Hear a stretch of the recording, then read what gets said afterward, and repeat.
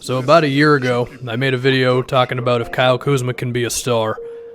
I have no idea what I actually said in that video, but I think it's been quite a long time since I've addressed the dude.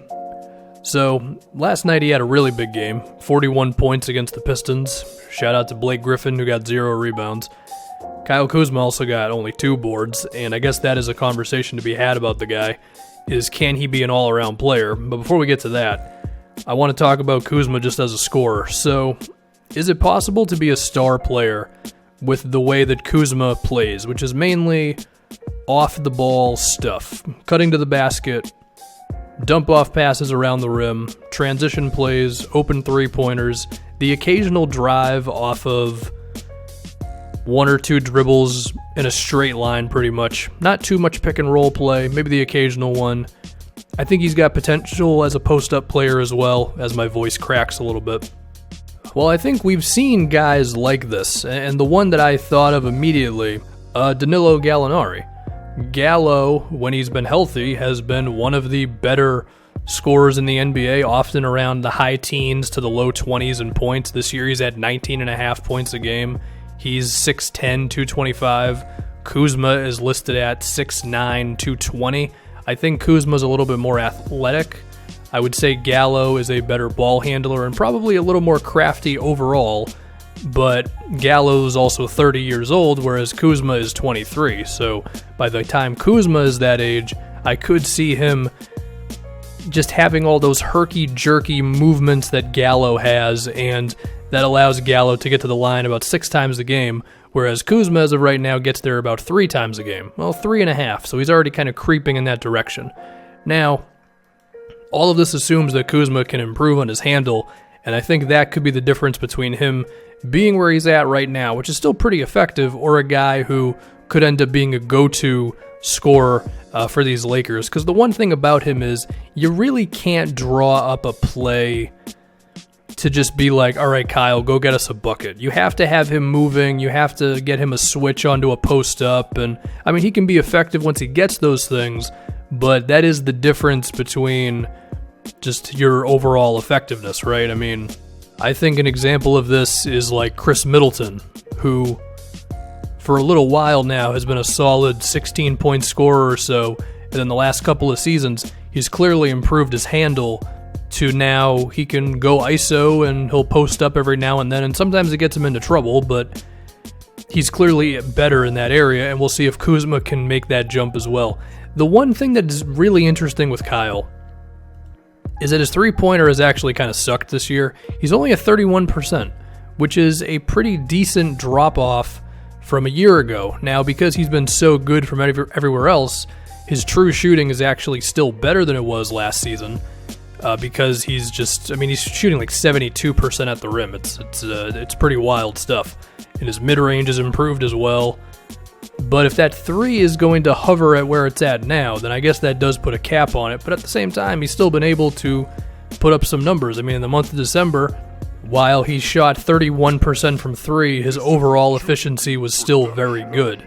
And another thing with his efficiency is he doesn't turn the ball over too much. I mean, his usage rate is like 23.5, but his turnovers are only 10%. So that's good, of course. I think while he's not a playmaker like that, I do think he does a good job of not forcing the issue a lot on offense. He recognizes where the driving lanes are, and if it's not there, he will pass it out, and he will keep the offense moving. So he can be a productive player and a good offensive one, kind of at all times. The question is, again, can he be that big scorer? And I think it just comes back to the ball handling.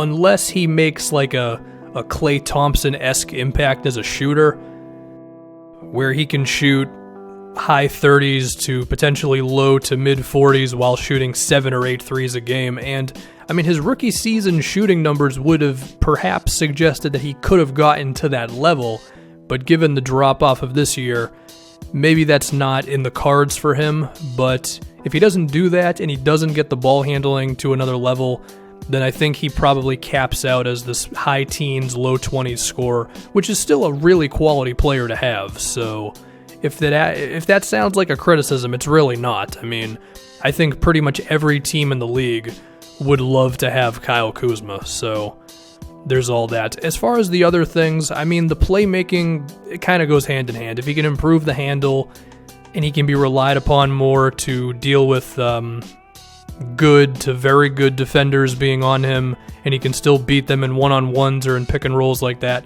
then you assume the playmaking would be a little better as well. The rebounding, I think it seems fine for the most part. I mean, he averaged 7 boards in December. His rebounding percentage, I want to say it improved from his rookie season to this year. It actually has been a little worse, but I wouldn't freak out about it like that. A lot of that, I think, is because, according to Basketball Reference, he's playing small forward now, whereas last year he played power forward. That would definitely make a difference. But I'm not freaked out about his boards like that. He still grabs 6 a game.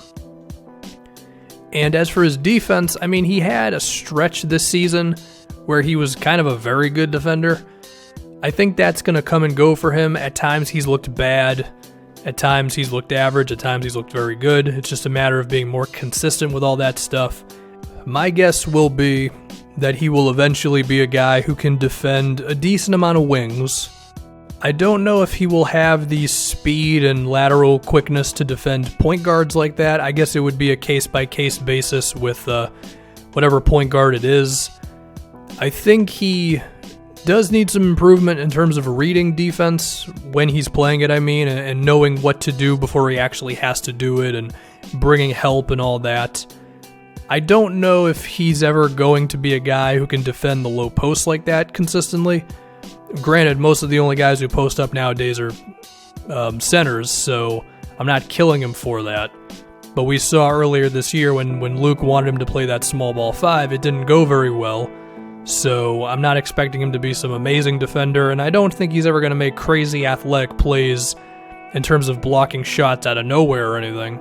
But assuming, at 6'9", not being a bad athlete, if he just focuses on the fundamentals and fighting over screens and all that, I think he can end up being a not bad to potentially solid defensive player. Now that's me being optimistic. Again, he has been bad at some point throughout his career, so maybe he'll end up being below average, I don't know, but I end up feeling okay about it when I think hard enough on it. So, yeah, at that point, let's say as Kuzma's 25, 26 years old, we'll say 19 points a game, 6 rebounds, 3.5 to maybe 4 assists, or depending on where the playmaking is at. Not a bad defensive player, good off-ball guy, can maybe post up on some switches a little bit more than he can now. That's a good player, so yeah. And I do think it's a good sign that all the Lakers' best lineups this year have been with Kuzma. They're the LeBron, Kuzma, Josh Hart lineups. Now, I guess one thing that could be interesting with him is how good would he be if he didn't have really good passers on his team? Because this year, of course, he's got LeBron, Lonzo, and Rondo. And then last year he had Lonzo.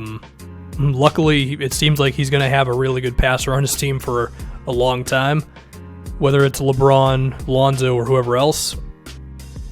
But I guess that would be something to pay attention to. I don't know. I'm just spitballing at this point. Anyway, video's over. Kuzma's good.